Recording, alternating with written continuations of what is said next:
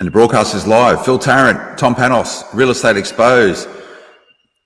The only place you need to go for full election coverage as we navigate towards late May when we go to the poll. Tom, how are you going?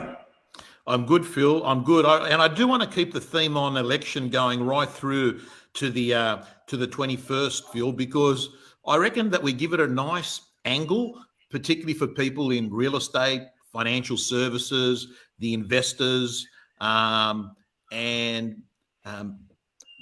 I think, media outlets, of course, cover it far more in detail than what we do, but we can always be looking at it from a real estate perspective and look at dynamics as to, what does this mean here and why isn't this happening? And I've got to say, Phil, like for me, I know what's about to happen. I can see it.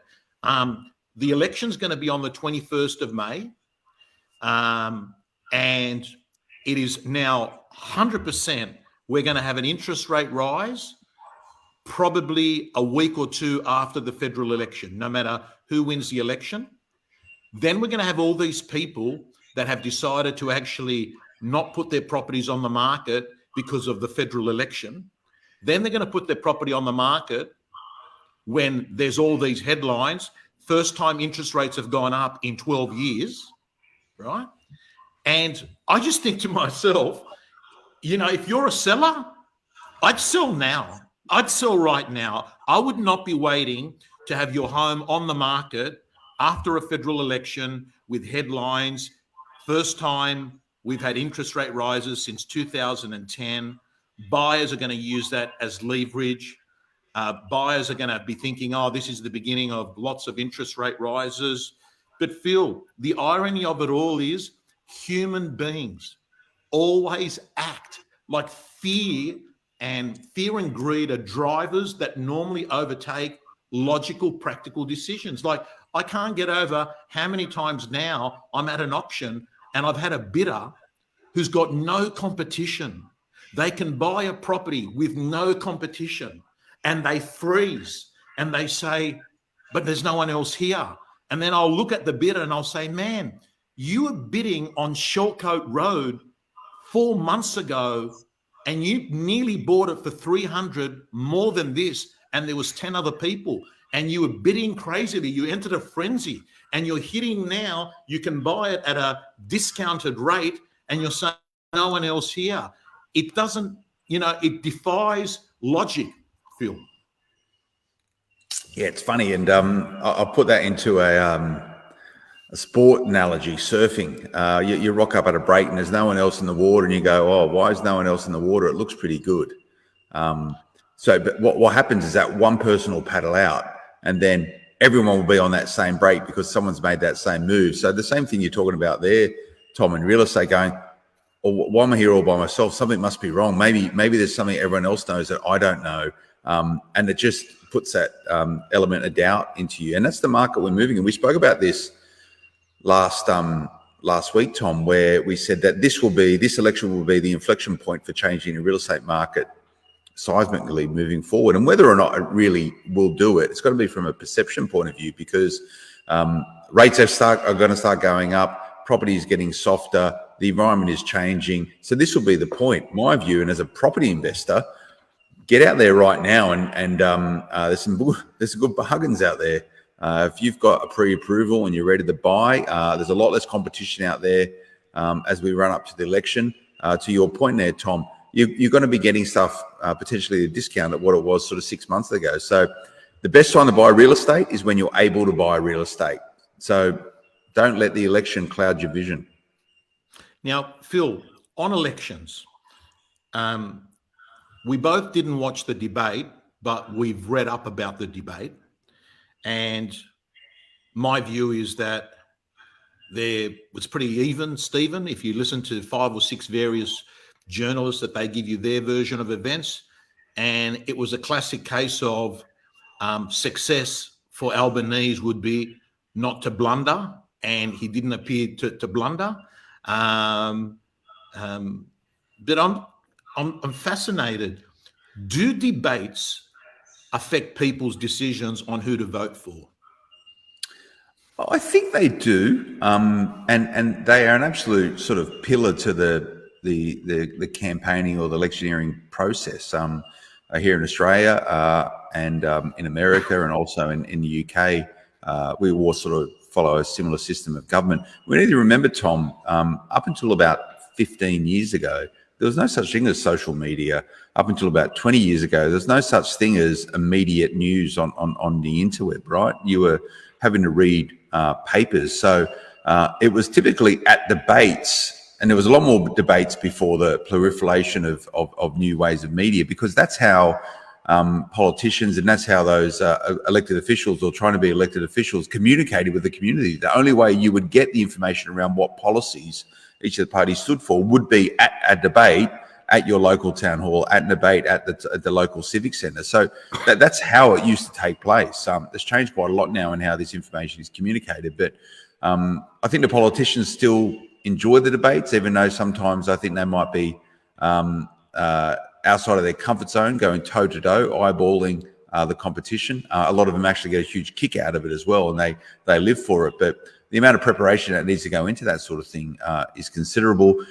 It's a way, I think, for both parties to practice delivering their policies as well. You've got to be pretty succinct at a debate to get your message across. We spoke about this last week, Tom. Real estate is a very competitive game. You essentially, in that same framework, every single day you go to the office because you've got the competition right next door to you in the shop front, right next door to you. You're competing every single day. So real estate agents are perpetually in a debate, right, to secure the right listings or get the right vendors or make sure they're selling property correctly. So I think debates are relevant, and from that information is sort of curated and circulated. We've both done our sort of post-debate reading around it. I've watched some snippets around it as well. I quite enjoy them. They're quite good fun. I like seeing how people react and respond through a structured argument. And essentially, that's what a debate is. And I'd be encouraging, if anyone with kids, I'd be encouraging to go and be part of the debating club. It is a great thing to learn the art of communicating in a contested environment. I'll definitely be championing our kids into it. But mate, the coverage, Tom, Albo, according to the polls on the night, Albo was up. 40% said Albo was the guy, 35% said Scott Morrison, and 25% was still undecided. And it's that undecided vote that we're now starting to see swing. The polls a couple of weeks, a month ago, were certainly sort of showing a Labor in the lead. There is a swing now to the coalition, and you see some elements of the left-leaning media are in mourning because of how Albo's come out of the blocks at the start of the election campaign. We spoke about this last Thursday. Stumbled his way through that first week, didn't do himself a lot of favours. I think he probably redeemed himself a little bit last night. But if you look at the issues they were arguing about, some of it's fringe type stuff. It's really, again, that sort of gotcha type thing. What do you think? What do you think? Well, I think this, and I reckon you're wrong. Was there any real deep policy discussion? Do we yet know really what these two different leaders and these two different parties really stand for? I don't think is yet clear. I haven't seen anything that's a real headline that someone can hang their hat on. It's just really been reactive and responsive to sort of circumstances around it. We see it last night, this whole, and we've spoken about this, the Labor government's come out and really beating up the coalition around how do they let the, what do they call it, the worst national security failure since the Second World War to take place with this formalising of the Solomon Islands Chinese agreement, which can potentially put Chinese bases a couple of thousand kilometres from Australia. That was a big issue, and they got sucked into it. Whether or not Albo would stop the boats, whether or not he would protect the borders, that was a big issue. But I do note the first question that came out, I think, was around housing affordability, and both Albanese and Morrison had a good crack at how they would make housing more affordable, and both of them sort of got themselves into discussions which weren't really that positive. Again, it was gotcha stuff. That's, I'd like to see what the next debate's going to be like. Maybe a bit more substance, mate. Now, Maddie, my daughter, went to, we were in Byron Bay, and she went to Blues Fest. where Anthony Albanese was, and she made a very interesting comment. She goes, you know, like everyone was buzzing about Anthony Albanese being there, and there was a good vibe to it, and I was watching it on TV. And then it turned when he decided to go on. So when he was mingling with people and walking through, lots of pats on the back, you know, he's good, he loves music, he's out here. But when he went on stage, that's when it turned. That's when the booze started coming. And I said to Maddie, why is that the case? And she goes, I think he overplayed his mark. I think people will say man, we appreciate someone that's there enjoying the music and mingling with the people in a good part of Australia. But when you're going to go on stage, no, man, we want to see musicians. We don't want to give you a platform, right? What's your view on that? Yeah, I heard similar. And I would imagine that people that attended that festival are probably more Labor-leaning voters anyway, right? It's just the nature of that cohort of people, rightfully or wrongly. It's irrelevant. They want to know that someone's there enjoying themselves, but he shouldn't have been using it as a stage for, campaigning. It just being there was probably enough. And getting up on stage, maybe his advisors should advise him. He should have just rocked up and maybe just waved, and that was about the extent of it. But man, that's tough work. You know what they're both doing right now on the campaign trails. Everywhere they turn, there's someone waiting waiting for them to slip up. We saw Scott Morrison was at some private function out in the regional areas. I can't remember where it was, and some well-known Labor troublemaker got in there, was trying to be really friendly to him, and then tried to catch him up, was trying to record him, and it was all this. Mate, that's tough going. You know, how do you structure it? How do you police that? I don't know, but this is what we're going to see for the next 4 weeks, mate. And it's only going to ramp up moving forward. We'll cover it on Real Estate Exposed, mate. I'm really trying to pull out the pieces here about what this actually means for real estate, or what this actually means for finance and mortgages. At the moment, there's no real clear things we can draw from it. So whether or not that will change over time. Well, Phil, we don't have all the the dilemmas or the controversial points we were having in the last federal election, where they were talking specifically about stuff that was going to be in real estate. There was talk about mucking around with negative gearing, input credits. They were talking about clawbacks on mortgages, if you remember, right? The mortgage brokers went absolutely, crazy. So none of that eventuated. None of that is actually in any of the policies that Labor is talking about at the moment.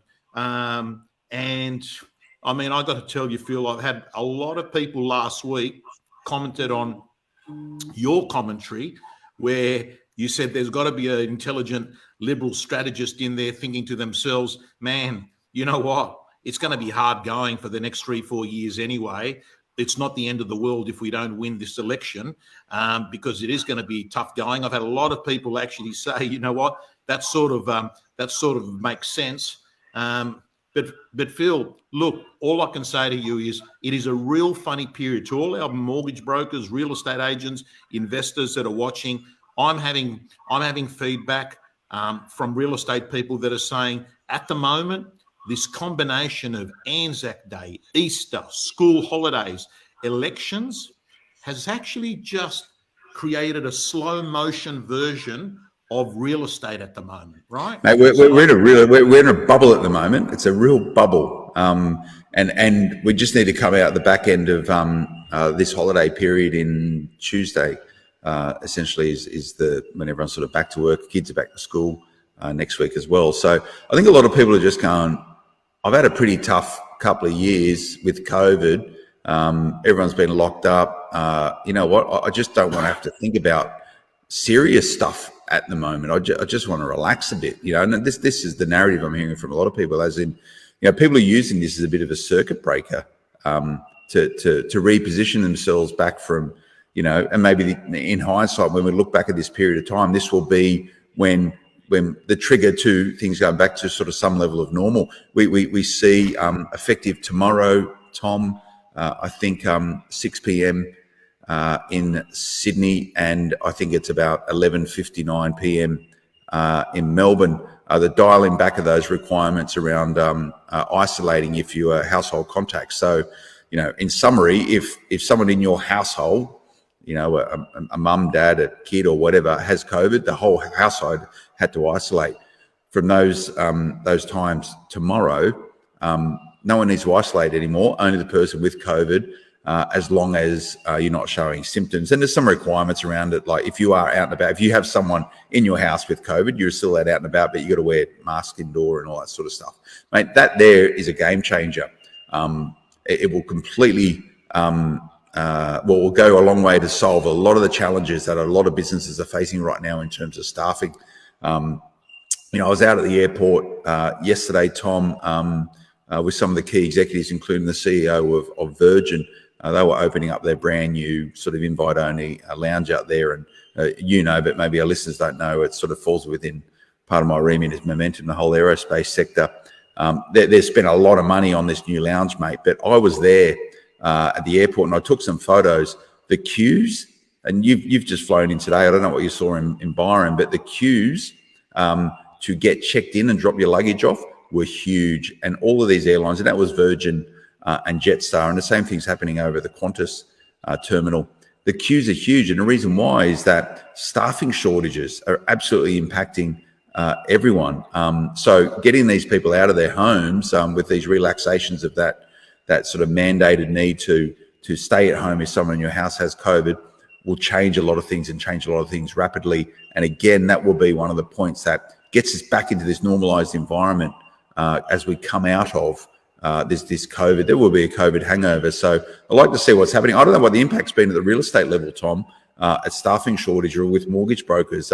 It's hurting a lot of people, mate.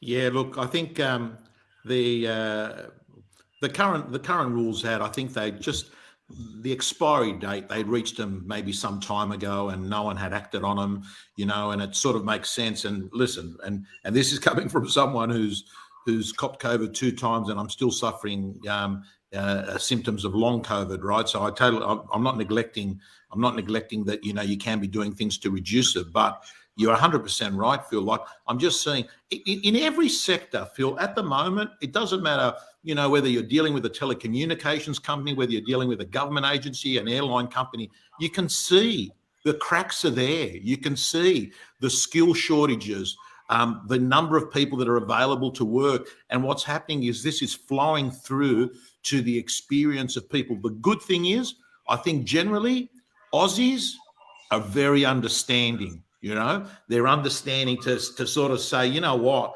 I'm not gonna, make a big deal about it because, hey, I know what's been going on. But Phil, I'm very pleased to hear that vacancy factors in the CBDs have started to drop a bit too. So, and that was reported today in the Financial Review. So there are workers trickling back into the CBDs.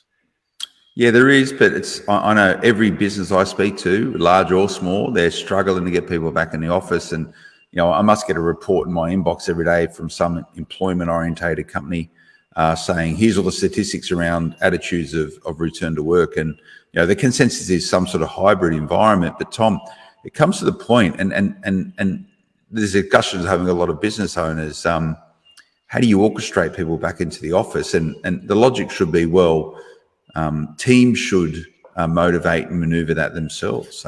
It shouldn't be the responsibility of leadership or executives. It should be teams getting together and people being accountable and responsible to their own team members. For example, might be a team of 5 or 6. You go, okay, we're all going to come into the office on Tuesdays and Thursdays, and let's all commit to it. What happens is that one of those people just go, yeah, I don't really feel like going in on this Tuesday, and they'll text someone, and then they go, oh, if you're not going in, I won't go in, and it just snowballs down. So one person arrives expecting to be working with their colleagues, and everyone else doesn't rock up, and they're like, well, that was a waste of time. Why did I spend my 1 hour commute, which I haven't had to do, in order to come in and work in a collaborative environment, but my team members have let me down? And I think you're going to see a lot of this moving forward. So there's accountability and responsibility for the workforce. to be conscious and considerate to their teammates and their workmates to actually plan around it. This is something we're going to have to maneuver and navigate through, and it's no easy fix, mate. It's going to be hard, and until you see that point, I hear of some organisations, New South Wales Transport, for example, taking on more floors, getting ready to get people back in the office. And, I haven't dug too much into vacancy rates or the rent values in CBD locations, mate. But, I do walk through the city a fair bit, and there's a few people around, but it's really lost its heartbeat. All righty. Listen, there's so many things, Phil, that we can talk on and touch on. I mean, even I'm going to go off, drop my daughter off to uni now. We've been away for a couple of weeks, and then I didn't realise she wasn't on vacation. She wasn't on break. She was on semester break. And I go, so she goes, I've just been doing it by the computer. I said, this sounds like you're doing a course remember the old courses by correspondence? You just never went there. And right, you just did it by your assignment, you posted in there. This is what it's become. I feel sorry for her. But Phil, let's leave it at that. I want to, wish all our listeners a very good week. Next week, we're going to, Phil, I want to talk to you. I want to bring on a special guest next week. We'll bring on, because I'd like to start getting a few views from guests as well. So Phil, signing off. See you, Tom. Thank you.